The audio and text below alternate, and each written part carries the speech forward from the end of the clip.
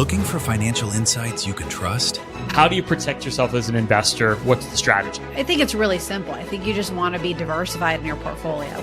The Payne family brings real-world experience to every conversation. Well, I think that's the problem right now is, right, a lot of people that are close to retirement, they're taking so much risks. And if we do get a big sell-off, it could derail their retirement. Listen to the Pain Points of Wealth on the Red Apple Podcast Network. This episode is brought to you by Stouffer's. Here comes three-time juggling champion Natalia Rogers. She's juggling law school, her TA job. Oh, narrowly catches the laundry. What's that fourth ball? Parents unexpectedly showed up at dinner time? Is that too much for Natalia? Not with Stouffer's Chicken Alfredo and its mouth-watering mix of Asiago, Romano, and Parmesan. When you're juggling four things at once and the clock strikes dinner, think Stouffer's. Sunday morning with us, Dr. Peter Michalos, and, well, live long and prosper is his nickname. And we need a lot of sunshine in our life, and we need a lot of vitamin D in our life. Well, Dr. Peter Michalos, tell us, how do we live longer? Well, today, John, we're going to talk about medications and supplements based on real research and data that may help us live longer and have longevity.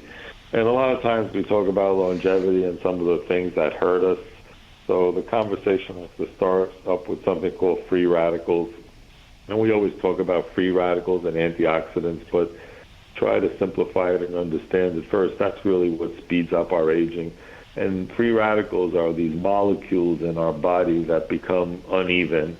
And what happens is they lose electrons, and then they become very reactive, and they attack our lipids and our proteins and even our DNA. They sort of become like rogue, sort of almost like a criminal that goes around and hurts other cells. And what antioxidants do is, think of the free radicals as having a bunch of sharp knives, and the antioxidants go around putting on these Kevlar gloves and covering those knives so they can't injure the other cells, because they donate these electrons or these caps onto these sharp edges of these free radicals, so you have less problems.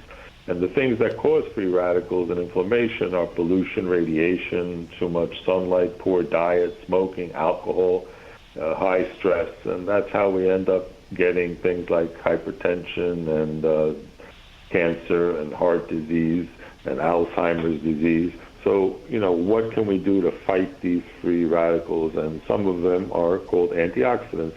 And, of course, on top of the list, we hear a lot about vitamin C, and vitamin C is one of the antioxidants that seems to help calm down this process.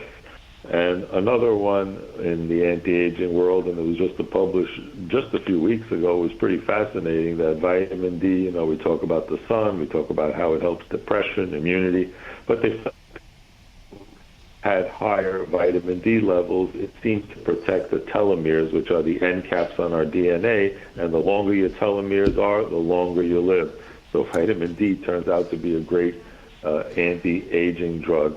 Another one. And what I found out, Peter, what I found out is that no matter how many vitamins you take of vitamin D with the K2, you still need a little bit of sunshine.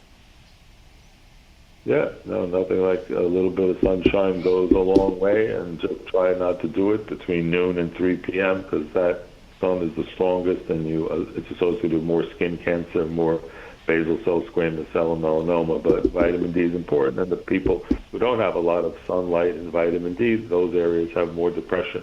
The other one's called resveratrol, found in red grapes, and it has something called polyphenols in red grapes, and that activates the longevity genes called the sirtuins, and those help our longevity gene and reduce inflammation. And the other thing that activates the sirtuins are oleic acid and olive oil, also found in avocado. And the other one is called NAD, which is a molecule that decreases as we age, and what that does is it boosts our DNA repair and our metabolic, it makes us more metabolically healthy, and that helps longevity as well. The other one that comes... Now, on the longevity issue, I understand, I'm just repeating what me and you have talked about in the past, and is the fact that that in addition to longevity, the intermittent fasting. Yeah, absolutely. Intermittent fasting helps with the cleanup of dead and dying cells. After about 14 to 16 hours, our body tends to clean things up. And people who fast, and in religions and cultures where they have fasts, it helps make your labs better. And the way we follow all these things is doing our labs and our biomarkers, and we measure the effects. So fasting does help. Another one on the list is called spermidine from flax seeds. And flax seeds, it turns on this cellular cleanup process called autophagy, and that also helps. We also know that fish oil has omega-3 acids and also plant-based omega-3 fatty acids. They also are anti-aging and help us heal in our skin. Coenzyme Q10 also helps boost our cellular energy. In addition, we have things called peptides and hormones that help. And a recent study just in 2024 in Nature did a big study of metformin in monkeys, and they found that those monkeys had slower brain aging, better cognitive function, and it also helped them live longer. So there's always, controversy, but it's an old, inexpensive drug. And a few weeks ago, they also published that people who were on metformin had less long-haul COVID. And during COVID, they found something very interesting because they thought diabetics would be hospitalized more, for example, in the ICU and stuff. But those who were on metformin had less admissions to the intensive care unit. So that's also a big deal. So all these fascinating things that you can do to help to be healthier and stronger. Understood. Now, we had the discussion on intermittent fasting, and originally we spoke that minimum is 14 hours, and anything above 14 hours, the killer cells come out to kill anything bad in your body. Is there any update on that?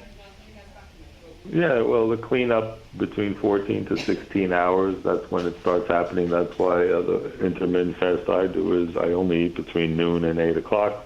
Outside those hours, you can eat, all the water and the black coffee you want. You don't want your sugar level to go up. When your body sees that it doesn't have any sugar or nutrients coming in, an alarm goes off.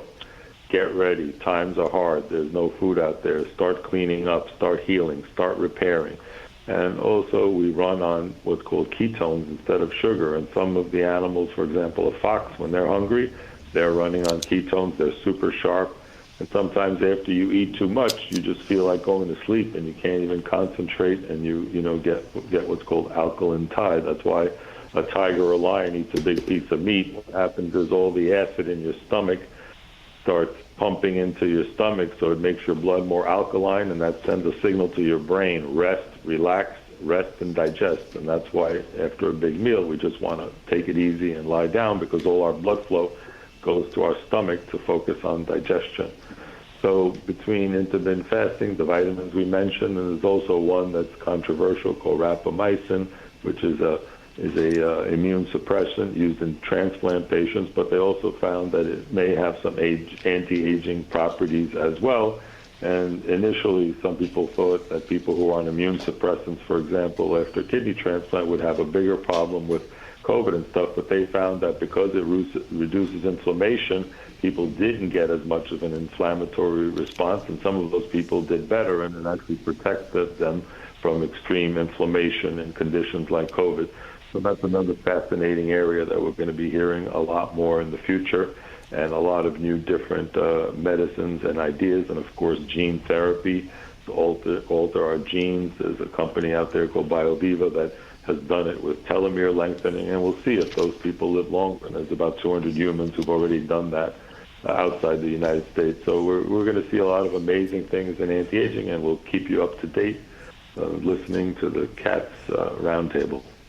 Thank you so much, Dr. Peter Michalos. Live long and prosper, and thank you for everything you do to have our listeners live longer, and God bless you and God bless America.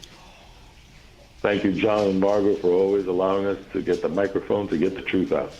Looking for financial insights you can trust? How do you protect yourself as an investor? What's the strategy? I think it's really simple. I think you just want to be diversified in your portfolio. The Payne family brings real-world experience to every conversation. Well, I think that's the problem right now is, right, a lot of people that are close to retirement, they're taking so much risks. And if we do get a big sell-off, it could derail their retirement. Listen to the Pain Points of Wealth on the Red Apple Podcast Network. Well, the holidays have come and gone once again, but if you've forgotten to get that special someone in your life a gift, well, Mint Mobile is extending their holiday offer of half off unlimited wireless. So here's the idea. You get it now, you call it an early present for next year. What do you have to lose? Give it a try at mintmobile.com/switch.